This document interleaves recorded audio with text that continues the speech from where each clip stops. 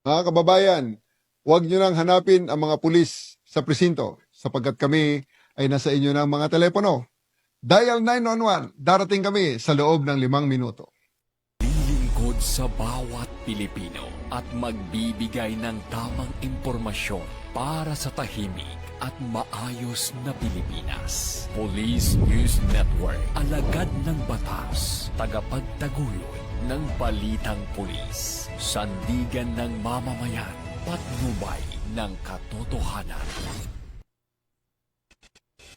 Na Kampo Krame, maghahatid ng pinakahuling kaganapan at nagbabagang balita. Ito ang PNN Police News Network. At ngayon, ang inyong mga tagapagbalita. Magandang araw, Bagong Pilipinas. Ako ang inyong tagapagbalita, NUP Eton Concepcion. At ngayong araw ng Miyerkules, muli nating makakasama bilang special guest co-host si Ms. Roxanne Velasco, former Mrs. Metro Manila and Nobel Queen Globe 2024. Magandang umaga sa iyo, Ms. Rox. Magandang umaga po, Sir Eton, at sa mga ka-PNN natin mula Luzon, Visayas at Mindanao. Huwag po nating kalimutan i-like, i-follow at i-subscribe ang page ng Philippine National Police, Police Community Affairs and Development Group, PCAG, Tagapag-Ugnay at Police News Network. Kami po ay maghahatid sa inyo ng tamang balita, kwento ng pulis at serbisyo para sa mamamayan. At ito ang PNP News Online. Ang pangunahing balita ng Police News Network, alagad ng batas, tagataguyod ng balitang pulis.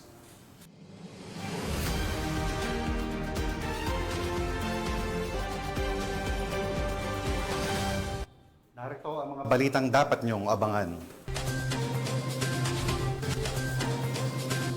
76.8 milyong pisong halaga ng marijuana nasugpo sa Cordillera, Procar. Mas pinalakas ang kampanya kontra droga.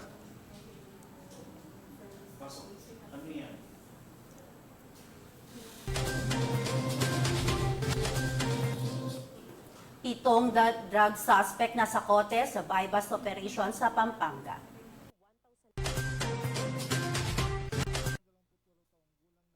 Ng grupong konektado sa CPP, NPA, NDF kusang tumalikod sa kilos protesta sa Agoo, La Union.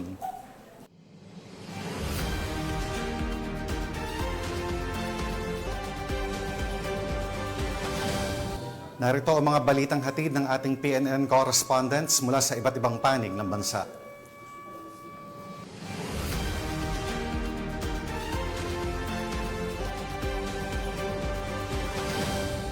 Simulan natin ang balita mula sa bahagi ng Luzon.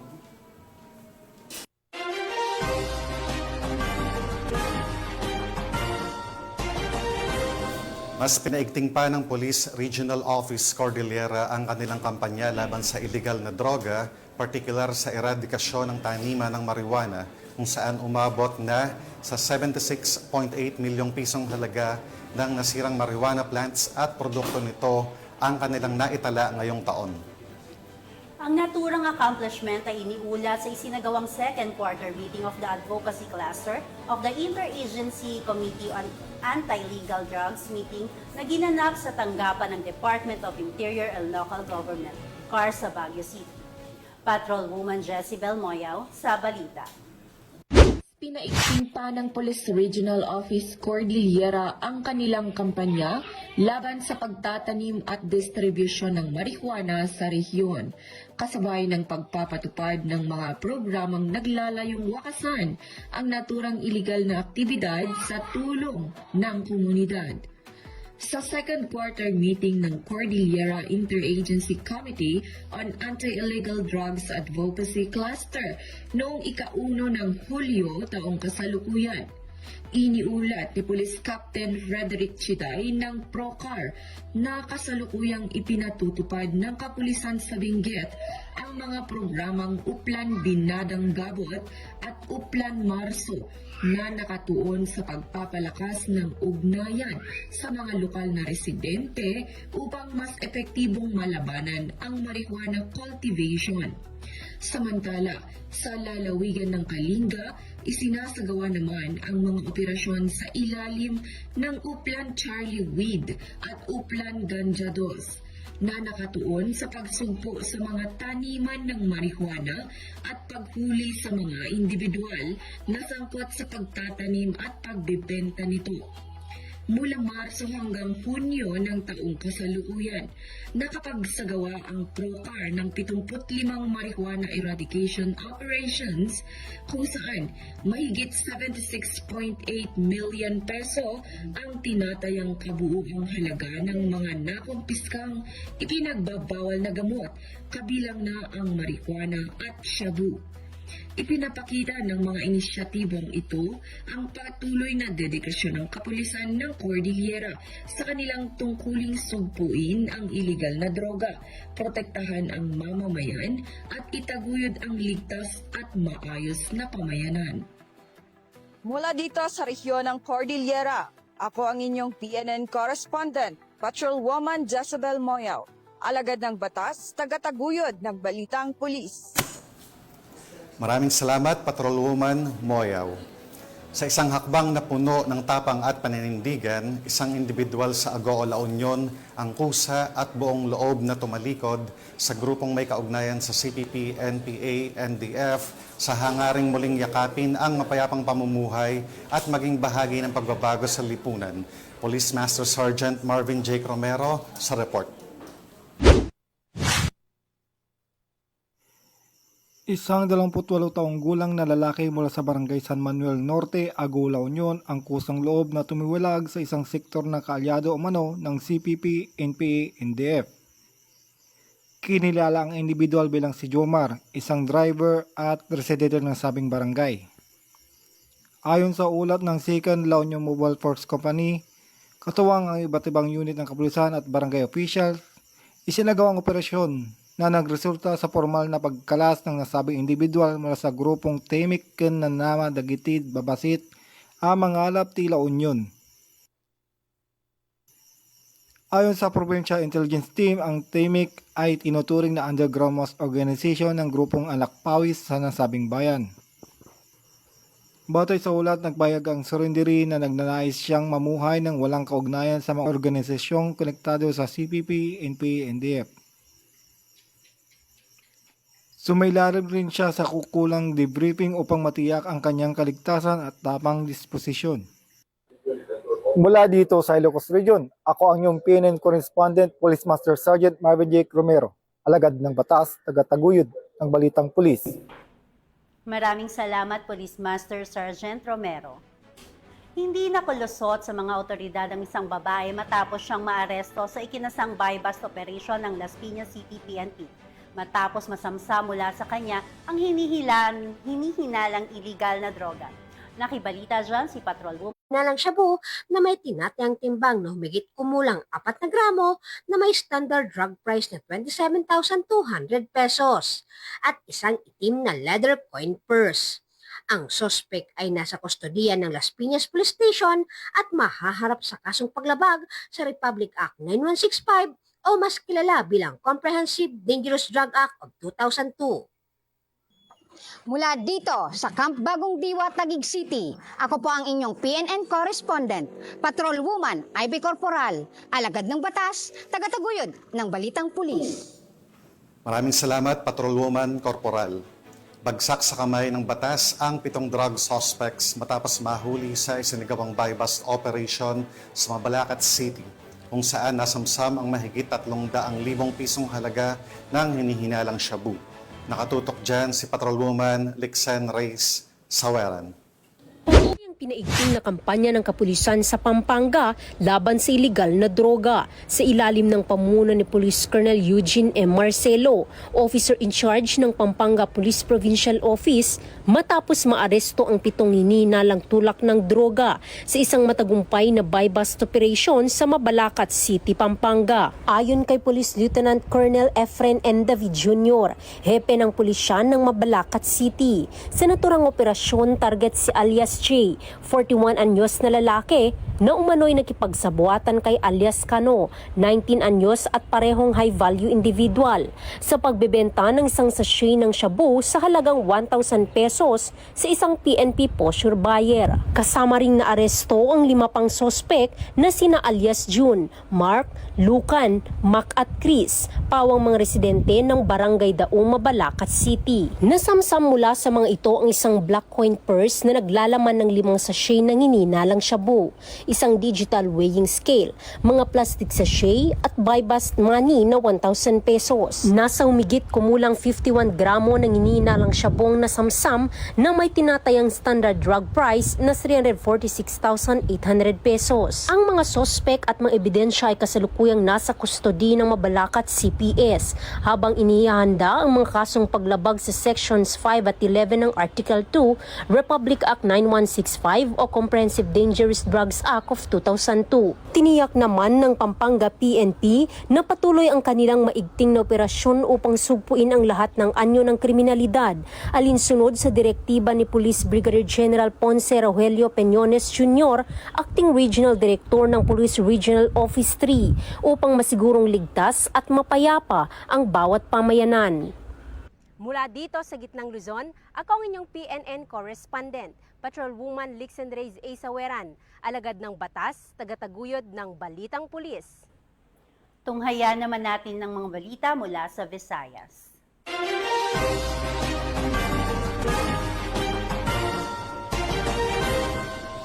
Timbog ang 2 individual matapos makumpiskahan ng mahigit 700,000 pisong halaga ng shabu sa ikinasang buy-bust operation ng pulisya sa Manlangit Street, Barangay San Isidro, Tagbilaran City, Bohol.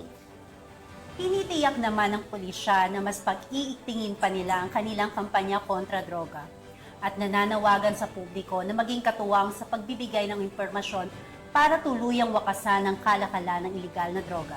Yan ang tinutukan ni Patrolwoman Flora May Azares. Nakumpisa ng Tagbilaran City PNP ang 714,000 pisong halaga ng hinihinalang shabu mula sa 2 sospek sa isinagawang buy-bust operation ng mga otoridad sa Manlangit Street, Barangay San Isidro, Tagbilaran City, Bohol, noong ika-28 ng Hunyo taong kasalukuyan. Kinilala ni Police Lieutenant Colonel John Karen O. Escobar, Chief of Police ng Tagbilaran City Police Station, Bohol Police Provincial Office, ang 2 sospek na sina Anthony, 41 anyos, isang high-value individual na residente ng Lindaville Phase 2, Tagbilaran City, Bohol, at Marlon, 35 anyos, isang street-level individual na residente ng Kadapdapan, Kandihay, Bohol. Bandang alas 3:45 ng hapon nang ikinasa ng mga operatiba ang buy-bust operation na nagresulta sa pagka-aresto ng mga sospek at pagkasabat ng 3 pakete ng hinihinalang shabu na may timbang na 105 gramo at may standard drug price na 714,000 pesos, buy-bust money, isang Vivo na cellphone, isang pouch at trusi na motor. Kasalukuyang nasa kustodiya ng Tagbilaran CPS ang mga sospek at mahaharap sa kasong paglabag sa RA 9165 o Comprehensive Dangerous Drugs Act of 2002. This operation sends a clear and strong message. Walang puwang ang iligal na droga sa Tagbilaran City sa ilalim ng kasalukuyang pamunuan. Mas pinaigting natin ang kampanya laban sa iligal na droga, hindi lang sa pamamagitan ng operasyon, kundi pati na rin sa pagkikipagtulungan ng komunidad. Mula dito sa Central Visayas, ako ang inyong Police News Network correspondent, Patrolwoman Flora May Azares, alagad ng batas, tagataguyod ng Balitang Pulis. Maraming salamat, Patrolwoman Azares. Personal na pinangunahan ni Police Brigadier General Josefino Ligan, Regional Director ng Police Regional Office 6, ang pamamahagi ng 911 emergency cards sa mga residente at turista sa isla ng Boracay bilang bahagi ng kampanya ng kapulisan sa pagpapalakas ng public safety and emergency response awareness. Yan ang balitang hatid ni Patrolwoman Justin May Halores.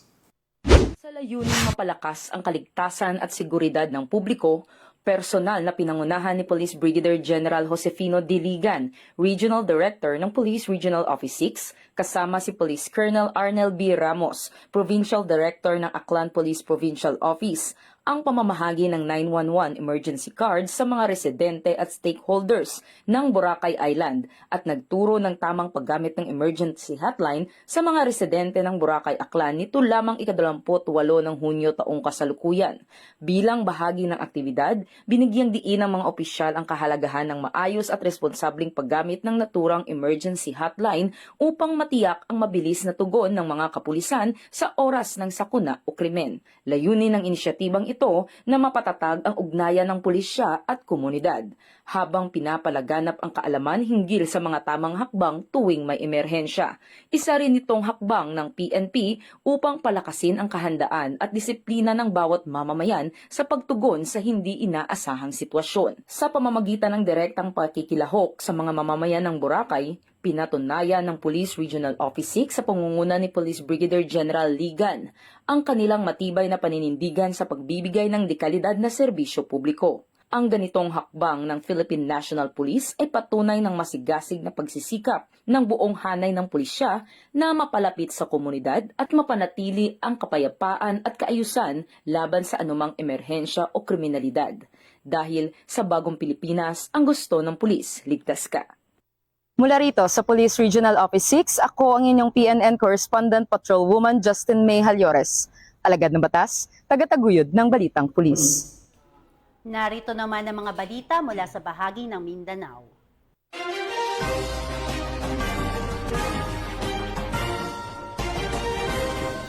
Isang lalaki ang naaresto ng mga otoridad matapos mahulihan ng hinihinalang shabu at ilegal na baril sa ikinasang operasyon ng pulisya sa bayan ng Asuncion, Davao del Norte. Hindi naman titigil ang mga kapulisan sa kanilang adhikaing gawing ligtas ang bawat barangay, lungsod at lalawigan hanggang sa tuluyang masugpo ang banta ng ilegal na droga at karahasan sa buong bansa. Magbabalita dyan si Patrolwoman Sheena May Ilagan. 44 anyos na lalaki na kilala sa alias na Roland ang naresto sa bisa ng search warrant matapos ang matagumpay na operasyon ng mga otoridad nito lamang Hulyo taong kasalukuyan sa Purok 6, Barangay New Bantayan, Asuncion, Davao del Norte. Ang operasyon ay isinagawa ng mga tauhan ng Asuncion Municipal Police Station, katuwang ang Davao del Norte Provincial Drug Enforcement Unit, Davao del Norte Provincial Intelligence Unit, at ang 1st Davao del Norte Provincial Mobile Force Company. Sa ginawang paghalughog sa bahay ng sospek, na-recover ng mga operatibang humigit kumulang 3.4 grams ng ninal ng shabu na may tinatayang halaga ng 23,120 pesos, isang kalibre 38 na revolver kasabay ang 6 na bala at sling bag. Kasalukuyang nasa kusdiyan ng Asuncion Municipal Police Station ang sospek para sa kaukulang dokumentasyon at paghain ng mga kaso. Ang tagumpay ng operasyong ito ay patunay na patuloy na pagsisikap ng mga kapulisan sa pagpigil sa paglaganap ng iligal na droga at mga armas sa komunidad. Mula dito sa Police Regional Office 11, ako inyong PNN Correspondent, Patrolwoman Sheena May Ilagan, alagad ng batas, tagataguyod ng Balitang Pulis. Maraming salamat, Patrolwoman Ilagan. Kalaboso ang isang lalaki matapos mahulihan ng illegal na droga sa isinagawang search warrant operation ng mga otoridad sa General Santos City. Ang report mula kay Patrolwoman at Ara Cassandra Concon. Kumpiskado sa pag-iingat ng isang lalaki ang isang pakete ng hinihinalang shabu at matapos ang hinaing search warrant ng mga operatiba ng Jensen PNP sa Barangay Fatima, General Santos City. Kinilala ni Police Major R. Noel Hinayon Cardos, Station Commander ng General Santos City Police Station 7, ang naarestong suspect na si RR, nasa 80 gulang, walang asawa at residente ng nasabing lugar. Ayon kay Police Major Cardos, bandang alas 4:30 ng umaga nang isinagawa ang operasyon sa pangunguna ng kanilang hanay katuwang ang mga tauhan ng Regional Mobile Force Battalion 12, SWAT, SMFC, GSCPO at PDEA 12 na nagresulta sa pagkakadakip ng naturang sospek. Sa kasagsagan ng paghalughog ng mga otoridad, kanilang nadiskubre sa pag-iingat ng sospek ang 14 piraso ng plastic sachet na naglalaman ng pinaghihinalaan na shabu na may kabuang bigat na 4 na gramo na may standard drug price na 30,000 pesos. Kasong may kaugnayan sa iligal na droga ang isinampa laban sa nahuling individual. Tinitiyak naman ng Jensen PNP na magpapatuloy ang kailang mas pinaigting ng kampanya kontra iligal na droga para sa mas ligtas at mas maayos na pamayanan. Mula dito sa Rehiyon 12, ako ang iyong PNN correspondent, Patrolwoman Ara Cassandra Concon, alagad ng batas, tagataguyod ng balitang pulis. Maraming salamat, Patrolwoman Concon. Sa walang humpay na anti-illegal drug operation ng pulisya, nasa batang mahigit kalahating milyong pisong halaga ng shabu mula sa 2 drug suspects sa Lanao del Sur. Narito ang detalye ng report mula kay Patrolwoman Veronica Lagi. Dalawang individual ang naaresto at tinatayang 533,256 pesos nang hihinalang shabu ang nakumpiska sa ikinasang operasyon laban sa iligal na droga nito lamang ika-28 ng Hunyo taong kasalukuyan sa Barangay Linok, Madalom, Lanao del Sur. Kinilala ni Police Brigadier General Jason C. de Guzman, Regional Director ng PROBAR, ang mga suspect na sina alias Abdullah at alias Bong. Ayon sa ulat, bandang alas 8:30 ng umaga nang ikasa ang bypass operation na pinangunahan ng mga tauhan ng Provincial Special Operations Group at Provincial Drug Enforcement Unit LDS-PPO katuwang ang Madalom MPS. Kabilang sa mga nakumpiskang ebidensya ang 5 heat sealed sachet ng hinihinalang shabu na may bigat na 78.42 gramo at nagkakahalagang 533,256 pesos, bypass money, isang identification card. Kasalukuyang nasa kustudiya ng Madalom MPS ang mga suspect at ang mga nakumpiskang ebidensya para sa kaukulang dokumentasyon at pagsasampa ng kasong paglabag sa Republic Act 9165 o Comprehensive Dangerous Drugs Act of 2002. Samantala, pinuri naman ni PB Gen de Guzman ang matagumpay na operasyon at ang koordinasyon ng mga unit na nakiisa bilang patunay ng walang sawang kampanya ng PROBAR kontra iligal na droga. Mula rito sa rehiyon ng Bangsamoro, ako si Patrolwoman Veronica Lagi, nagbabalita para sa Police News Network, alagad ng batas, tagataguyod ng balitang pulis. At yan ang mga balitang nakalap ng ating PNN correspondents mula Luzon, Visayas at Mindanao. At bago tayo magtapos, gusto ko pong magpasalamat sa masugid na ating mga manonood ng Police News Network at syempre pa sa ating special guest co-host ngayong umaga na si Miss Roxanne Velasco. Maraming salamat sa iyong pagpapaunlak, Miss Rox, dito sa imbitasyon natin sa PNN. Baka may gusto kang ipaalam, like yung advocacy or upcoming event, Miss Rox? Yan, I would like to thank PNN, Police News Network, for having me again. And I would like to inform everyone, nominations are now open for the ASEAN Excellence Achievers Awards 2025. Join us on August 30, 2025 at Ocala, Manila for a prestigious night of recognition, inspiration, and excellence. And I'm calling all aspiring entrepreneurs dreaming of starting your own perfume business. We are now accepting slots for our perfume making seminar and financial literacy session. Message us at our official Facebook page, Rox Fragrances, and let's start your journey to success. Pinapasalamatan at binabati ko rin po si PNP Chief Police General Nicolas Torre III, Police Major General Roderick Augustus Alba, the Director for Police Community Relations, PICA-G Command Group na pinamumunuan ni Police Brigadier General Marvin Josaro, Police Colonel Joel Serrano, Police Colonel Adonis Guzman, at Police Colonel Joel Ada. Sa lahat ng personnel ng Police Community Affairs and Development Group at sa lahat ng magigiting na pulis sa buong bansa, maraming salamat sa inyong serbisyo para sa isang ligtas na pamayanan.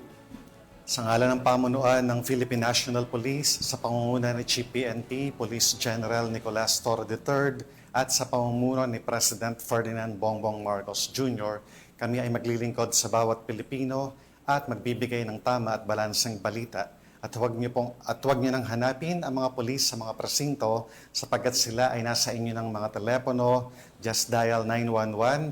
Darating sila sa loob ng 5 minuto. Dahil sa bagong Pilipinas, ang gusto ng pulis, ligtas ka. Mula rito sa tanggapan ng tagapag-ugnay ng Pambansang Pulisya, kami ang inyong tagapagbalita, NUP Eton Concepcion. At ako naman po si Roxanne Velasco, former Mrs. Metro Manila and Noble Queen Globe 2024, maghahatid ng tamang balita. kwento ng pulis at serbisyo para sa mamamayan. At ito ang PNP News Online. Ang pangunahing balita ng Police News Network.